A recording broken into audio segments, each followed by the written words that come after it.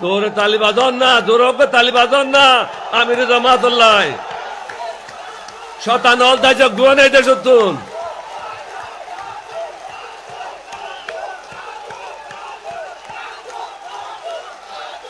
মাঝে মাঝে তালি না বাজাইলে শতানল যাইতো ন, শতানল ডরাই দে, এই জোশরে ডরাই দে, শতানল এনে ন ডরায়।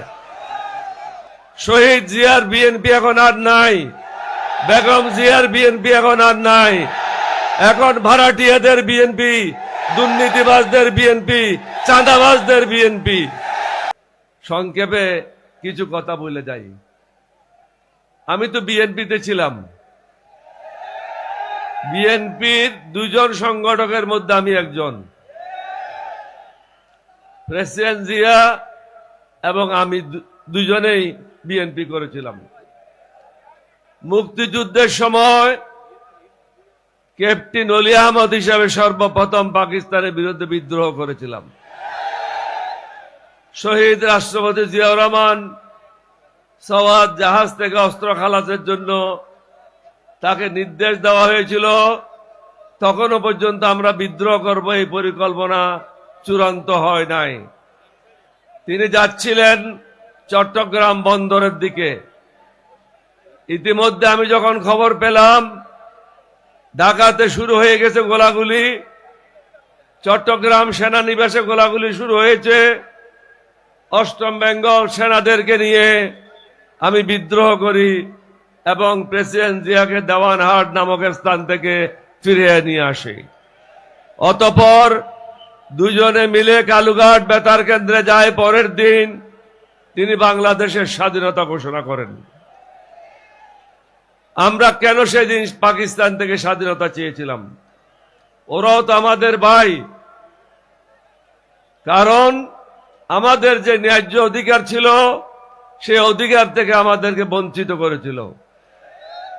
বাংলাদেশের লোকজন বিদেশে যাওয়া খুবই কঠিন ছিল। এখন 1 কোটির উপরে বাংলাদেশি লোক বিদেশে আছে। রাওয়ালপিন্ডিতে এমবেসি থাকলে আমাদের দেশের লোকেরা বিদেশে যেতে পারতো না। আমাদের যে অর্থনীতি হয়েছিল সেই অর্থনীতি হতে পারতো না। আজকে হাসিনার এবং তার দোসররা, কিছু দুর্নীতিবাজ ব্যবসায়ীরা 234 বিলিয়ন ডলার বাংলাদেশ থেকে পাচার করেছে। এই টাকা যদি থাকতো বাংলাদেশ পৃথিবীর মধ্যে অন্যতম একটা ধনী দেশ হিসাবে পরিণত হতো। বাংলাদেশের মানুষের কোনো সমস্যা নাই, উর্বর জায়গা, আল্লাহর মেহেরবানি। এরকম জায়গা পৃথিবীতে কোনোখানে নাই। একটা বীজ পড়ে থাকলেই সেটার থেকে চারা ওঠে। কিন্তু এখানে রাজনীতিবিদেরা হলো মহা দুর্নীতিবাজ, শুধু দুর্নীতিবাজ না, মহা দুর্নীতিবাজ। শহীদ জিয়ার বিএনপি এখন আর নাই, বেগম জিয়ার বিএনপি এখন আর নাই। এখন ভাড়াটিয়াদের বিএনপি, দুর্নীতিবাজদের বিএনপি, চাঁদাবাজদের বিএনপি। ওই কারণেই আমি বিএনপি ত্যাগ করেছিলাম 2006 সালে। যদিও পরবর্তী পর্যায়ে বেগম ছিলাম, কিন্তু দেখলাম বেগম জিয়া যখন অসুস্থ হয়ে যায় তারা আবার চাঁদাবাজিতে লিপ্ত হয়ে যায়। সুতরাং এই চাঁদাবাজদের সাথে থেকে আমি দোজখে যাওয়ার জন্য রাজি না। তার থেকেও বড় কথা হলো আজকে এই মাঠে বলে যায়, এই জাতি যদি সঠিক সিদ্ধান্ত না নেয় স্বাধীনতা বিপন্ন হবে। আমরা যুদ্ধ করেছিলাম স্বাধীন সার্বভৌম বাংলাদেশের জন্য। এখন একটা দল বিদেশিদের দালালি করছে, তাদের ইচ্ছা অনুযায়ী কাজ করছে, তাদের ইচ্ছার বাইরে যেতে পারবে না। আমি বলেছিলাম এরশাদকে একটা চেইন লাগিয়েছিল, এরশাদের ভাই কাদেরকে 2টা চেইন লাগাইছিল ভারতে। এখন যারা আমাদের বিরুদ্ধে নির্বাচন করছে তাদেরকে 3টা চেইন লাগাইছে। সুতরাং ভারতের বাইরে, রর বাইরে তারা যেতে পারবে না। আমরা চাই না এই দেশ ভারত শাসন করুক। সিদ্ধান্ত নিতে হবে, সেই সিদ্ধান্ত হবে 11 দলীয় ঐক্য জোটকে ক্ষমতায় আনার জন্য ভোট দিতে হবে। যে যেখানে প্রার্থী আছে বিভিন্ন মার্কা নিয়ে আমরা আছি। আমি জামাত হই নাই, জামাতের লোকেরাও এলডিপি হয় নাই। আমরা স্ব পরিচয় নিয়ে এক জায়গায় একত্রিত হয়েছি। কেন একত্রিত হয়েছি? হাসিনার দোসরদেরকে এখান থেকে বের করার জন্য, পরাজিত করার জন্য। হাসিনা চলে গেছে, আপনারা শুনেছেন বিএনপির মহাসচিব কি বলেছে। দুইটা গুরুত্বপূর্ণ স্টেটমেন্ট। একটা হলো তিনি বলেছেন যে জুলাই বিপ্লবে তাদের কোনো অংশগ্রহণ ছিল না, তাদের কোনো ছাত্রদল যুব দলের ছেলে মৃত্যুবরণ করে নাই। আর একটা গুরুত্বপূর্ণ কথা তিনি বলেছেন, আওয়ামী লীগের যেবা যারা আছে তার এলাকায় বা বাংলাদেশে তাদের বিরুদ্ধে কোনো মামলা করা হবে না। তাহলে আওয়ামী লীগের জায়গায় এখন কে কাজ করছে? বিএনপি কাজ করছে। তাহলে আপনাদেরকে বুঝতে হবে এই দেশ তারা বিক্রি করার জন্য পায়তারা করছে। আপনারা যদি নিজে পায়ের কুড়া মারেন, আপনাদের কেউ সাহায্য করতে পারবে না। আমি আবার বলে যাই সমগ্র জাতিকে, আমাদের 11 দলীয় ঐক্য জোটের পতাকা তলে ঐক্যবদ্ধ হন। কারণ আমরা সুশাসন চাই, আমরা ন্যায় বিচার চাই, দুর্নীতি মুক্ত সমাজ চাই, চাঁদাবাজ মুক্ত সমাজ চাই, এবং যারা বেঈমান, মুনাফেক, দেশদ্রোহী তাদের হাত থেকে বাংলাদেশকে মুক্ত করতে চাই।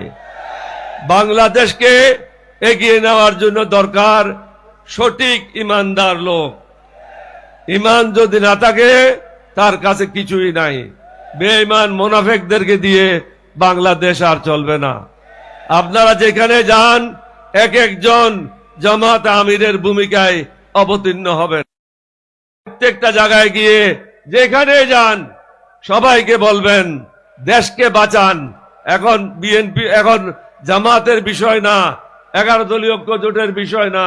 এখন বিষয়টা হলো দেশ কি স্বাধীন থাকবে না ভারতের অধীনে এটা চলে যাবে। এই দেশ যদি স্বাধীন রাখতে হয় আপনাদের সবাইকে আবার শহীদ হওয়ার জন্য প্রস্তুত থাকতে হবে। আমি বলেছি, আমার একটা প্রেস কনফারেন্সে বলেছি, ভারত যদি মনে করে সহজে এই দেশ তারা দখল করে নেবে, আমরা 15 দিনের মধ্যে 1 কোটি লোককে যুদ্ধের জন্য প্রস্তুত করতে পারবো। আমাদের ছেলেরা জান দিতে শিখেছে, সুতরাং এখন কোনো ভয় নাই। ভারতকে বুঝতে হবে তাদের বিরুদ্ধে আমরা না, কোন হিন্দুদের বিরুদ্ধে আমরা না, কোন বৌদ্ধদের বিরুদ্ধে আমরা না। কোরআন মেনে চলে, হাদিস মেনে চলে, সে কখনো কোনো ধর্মের বিরুদ্ধে কাজ করতে পারে না। আমরা চাই সকল ধর্মের মানুষ সুখে শান্তিতে এই দেশে বসবাস করুক। তাদেরকে গত 2 বছর কারা নিরাপত্তা দিয়েছে?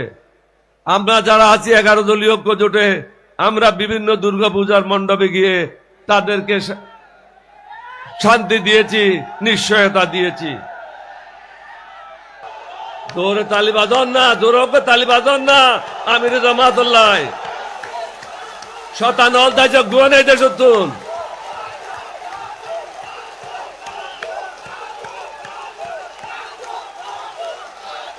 মাঝে মাঝে তালি না বাজাইলে শতানল যাইতো ন, শতানল ডরাই দে, জোশরে ডরাই দে, শতানল এনে ন ডরায়। আশা করি সমগ্র জাতি, দল মত, জাতি ধর্ম নির্বিশেষে 11 দলীয় ঐক্য জোটের পতাকা দলে ঐক্যবদ্ধ হয়ে সুশাসন প্রতিষ্ঠা করার জন্য, ন্যায়ের শাসন প্রতিষ্ঠা করার জন্য, সকল মানুষের জন্য সমান সুযোগ সৃষ্টি করার জন্য এবং দেশকে বাঁচানোর জন্য। আমি আবার বলে যাই, তৃতীয়বার দেশের স্বাধীনতা সার্বভৌমত্ব নস্যাৎ হতে পারে আপনাদের একটা ভুল ভোটের কারণে। আল্লাহর ওয়াস্তে কাজটা করবেন না। যারা বেঈমানি করেছে, অতীতে যারা দুর্নীতি করেছে এবং তারা দুর্নীতিতে সিদ্ধহস্ত, তাদেরকে ভোট দেওয়ার কোনো কারণ নাই। তাদেরকে যদি ভোট দেন, এটা হলো আপনার কাছে একটা আমানত। আমানতের খেয়ানত যারা করে আল্লাহ তাদেরকে ক্ষমা করবে না। আপনি যোগ্য প্রার্থীকে ভোট দেবেন, কোনো মার্কাকে না। 11 দলীয় জোটে যে যোগ্য প্রার্থীরা আছে এখানে কোনো ঋণ খেলাপি নাই। এখানে কোনো সন্ত্রাসী নাই, এখানে কোনো চাঁদাবাজ নাই, এখানে কোনো রয়ের দালাল নাই। সুতরাং নিঃসন্দেহে আপনারা আমাদেরকে বিশ্বাস করতে পারেন। আমি একজন মুক্তিযোদ্ধা হিসাবে আমি কেন জামাতে আসলাম এটা আপনাদেরকে বুঝতে হবে। কারণ আমি যেটা করতে পারি নাই, এখন শফিক সাহেব সে দায়িত্ব নিয়েছে, তার নেতৃত্বেই সেটা হবে। সমগ্র বাংলাদেশে মানুষ স্বাধীনতার যে সুফল সেটা ভোগ করবে। আপনাদের সবাইকে ধন্যবাদ। বাংলাদেশ জিন্দাবাদ, 11 দলীয় ঐক্য জোট জিন্দাবাদ, এলডিপি জিন্দাবাদ।